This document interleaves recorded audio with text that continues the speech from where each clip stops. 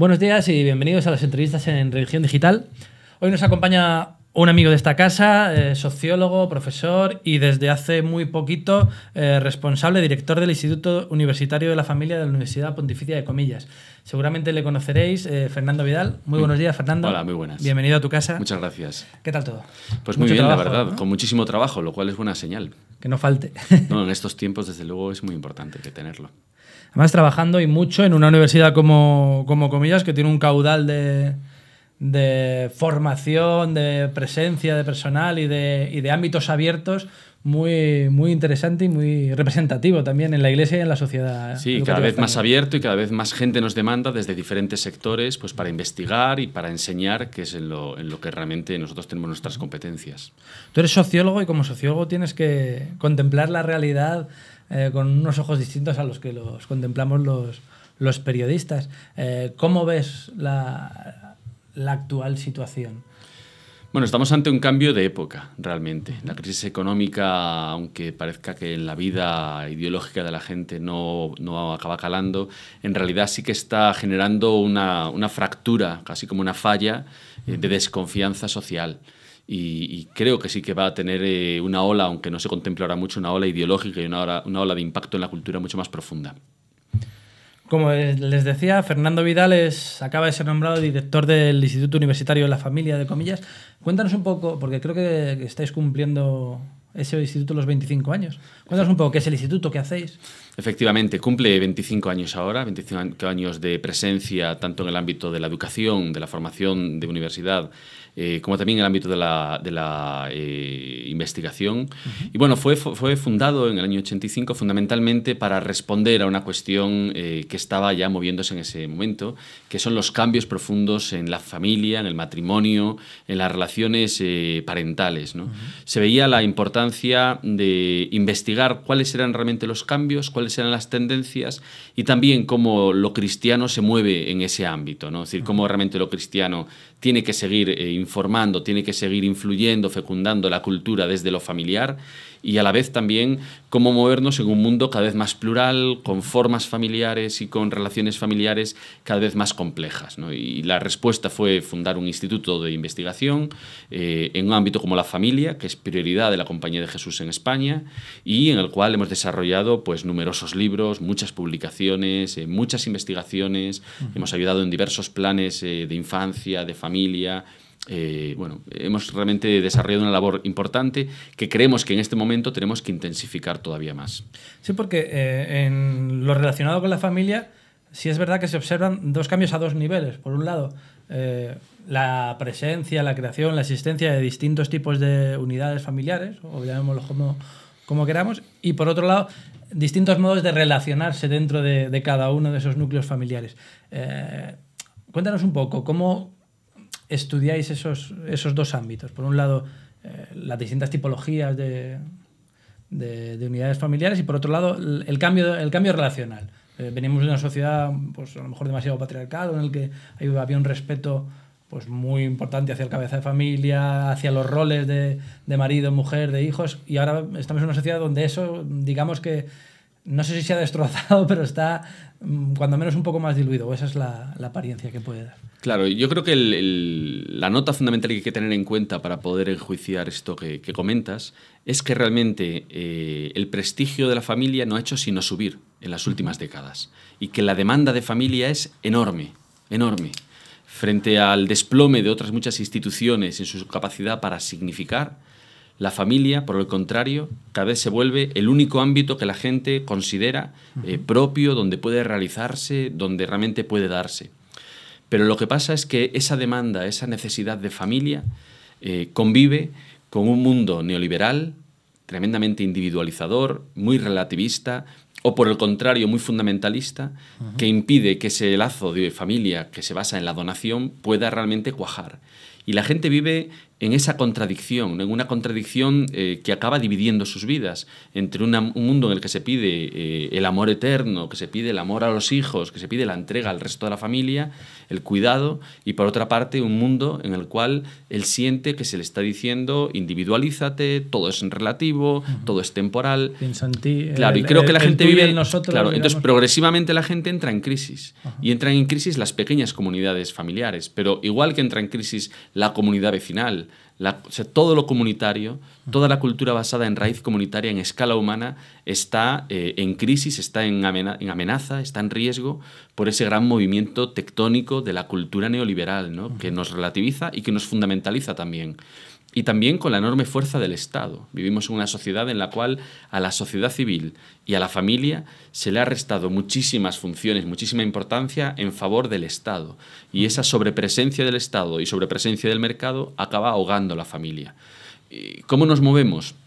Bueno, nosotros investigamos mucho sobre crisis familiares, sobre la crisis de la relación entre esposos, la crisis de la relación con los niños, las diferentes situaciones de los niños en nuestro país, y efectivamente los datos nos hablan de que tanto en nuestro país como en Europa, que donde también investigamos, existe un fuerte desplazamiento de la cultura familiar hacia los márgenes.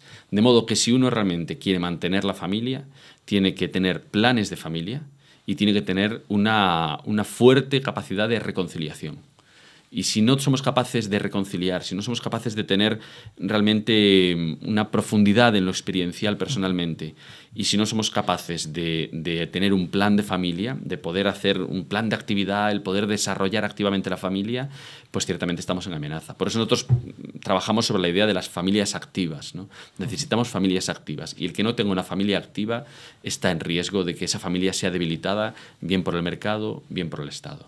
¿Y dónde se coloca la Iglesia o la posición de la Iglesia respecto a la familia en ese debate? Porque claro, nos encontramos con una doctrina, una Iglesia que durante milenios ha defendido un modelo, el modelo basado en la familia de Nazaret, y ahora nos encontramos con la presencia legalizada de otras fórmulas a las que, por un lado, desde una óptica cristiana no se le reconoce o se le reconoce de otra manera, pero por otro lado no se puede dejar de interactuar con esos nuevos modelos. ¿Esa dicotomía cómo se soluciona? A ver, lo primero es que la Iglesia realmente porta en nuestra sociedad una sabiduría milenaria sobre esta cuestión, ¿no? Que ya viene de la cultura judía y que se arraiga en los primeros capítulos de la propia Génesis, de la Biblia. La familia realmente es la primera institución que comienza y ha dado como lugar una doctrina católica, una doctrina cristiana, pero también alrededor una enorme cultura de sabiduría sobre la familia, una especie de sabiduría familiar que, sea creyente o no, uno tiene que admitir o tiene que contemplar como algo bastante sano y algo que ha constituido el interior de las personas y de las sociedades. Por lo tanto, yo creo que hay una primera cuestión que es la Iglesia como interlocutora de la sabiduría familiar. Y esto es para creyentes y no creyentes, y esto es en cualquier ámbito. Claro. Y eso es algo que deberíamos salvar. La capacidad para llevar a la gente hacia esa sabiduría, para ayudar a la gente, para acompañar a la gente en su vida cotidiana. Y luego es cierto que hay cuestiones doctrinales, ¿no? Cuestiones doctrinales bueno, pues que son difícilmente compatibles con determinados modos de vida familiar hoy en día, ¿no? Y efectivamente tenemos cuestiones como, por ejemplo, la violencia de género, que no es algo, la violencia doméstica no es algo que venga del pasado, sino que es algo que se produce cada vez más hacia el futuro. La violencia contra las mujeres, contra los mayores y contra los niños. La violencia contra mayores y niños aumenta mucho más que la violencia contra las mujeres, según los informes últimos de los fiscales en los últimos 10 años. Esto es claramente incompatible. Ciertamente la Iglesia viene de un recorrido muy largo y por lo tanto ha ido vislumbrando o ha ido discerniendo lo cristiano en diversas formas. Y esas formas van evolucionando, no hay una forma cerrada, ¿no? Yo casi diría, la pregunta está no tanto en quién cumple las condiciones de familia cristiana, sino en intentar pastoralmente trabajar desde lo familiar de la gente. Es decir, que la gente lleve al máximo, que lleve a su máxima consecuencia los compromisos familiares, con su esposo, con sus hijos, con sus parientes, con los abuelos. Es decir, no tenemos tanto que ver si algo se ajusta o no a un formato, sino sobre todo tenemos que intentar que la gente dé más, que la gente contemple el patrimonio de lo familiar como algo en donde va a ver que su vida puede más, que su vida es mucho más satisfactoria. ¿Tiene algo que ver el deterioro de la institución familiar con esta crisis, no te digo ya la económica, sino con la crisis que comentabas al principio, el modelo neoliberal, el modelo más individualista, más relativista? Bueno, yo diría que en parte la desestructuración de la familia ha generado esto, ¿no? Esa pérdida de valores que solamente pueden darse dentro de la familia acaba creando un caos moral más general que tiene como consecuencias estas crisis y otras crisis, ¿no? Y es evidente en el tema del trabajo, es decir, de dónde uno recibe la vocación laboral, la vocación en el trabajo. Pues eso se va fraguando en la familia. Cuando el hijo ve que en realidad el trabajo para el padre, claro, pero cuando ve que el trabajo de su padre es algo en lo que cambia muchísimo, ve que es una situación en la que el padre está agobiado por un trabajo neoliberal, ve que en realidad la profesión de su padre no puede desarrollarse, sino que la empresa está viendo cómo poder amortizar su puesto, pues lo vocacional en el trabajo desaparece y la ética del trabajo desaparece y eso tiene un impacto directo en las personas y en el desarrollo de sus vidas. Y creo que la pérdida de comunidad, en primer lugar, se vive en la pérdida de comunidad familiar. Las pérdidas de comunidad vecinal, de sociedad civil, de compromiso ciudadano, eso se asienta sobre el principio de familia, sobre el principio de fraternidad, ¿no? La igualdad y la libertad se consiguen si existe fraternidad. Si falla la fraternidad, la libertad y la igualdad quiebran. ¿Es posible un cambio de modelo, no de familia, sino de modelo de sociedad para, no sé si retornar o recuperar algunos de estos valores familiares que tú has planteado? Yo creo que la familia precisamente es uno de los campos donde más esperanza se genera, porque nos encontramos con que todo el mundo, cada día, aspira a una familia. Aspira a tener relaciones familiares sanas con los demás. Y es algo que uno, por mucho tiempo que pase, hasta que se hace mayor, hasta que ya está hospitalizado, sigue aspirando a ello. Y empieza a aspirar desde los primeros pasos de su vida. Por lo tanto, lo que tenemos que confiar es en que es un anhelo, y posiblemente el mayor anhelo que tienen las personas en nuestra sociedad, el encontrar aquel con quien vives, el encontrar el hogar. Y esa búsqueda del hogar es más fuerte que cualquier otra tendencia. El problema es que está confundida o que es difícil verla dentro del mare magnum y de la confusión que existe pues de chuches culturales, ¿no? De superficialidades culturales, de frivolidad en la vida. Y por lo tanto es complicado ver lo fundamental, ver dónde está el tesoro.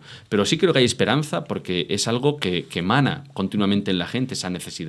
El problema es si somos capaces de ser contraculturales como para que la gente lo adivine. Claro, antes la familia era demasiado procultural. Estaba tan inserta dentro del sistema social, quizás demasiado, que era difícil el poder ver familias que fueran contra el propio sistema, familias en las que se educara de forma crítica. Y quizás eso también ha sido el problema, que no hemos sido familias suficientemente críticas, no ha sido una comunidad suficientemente independiente como para poder generar comunidad transformadora.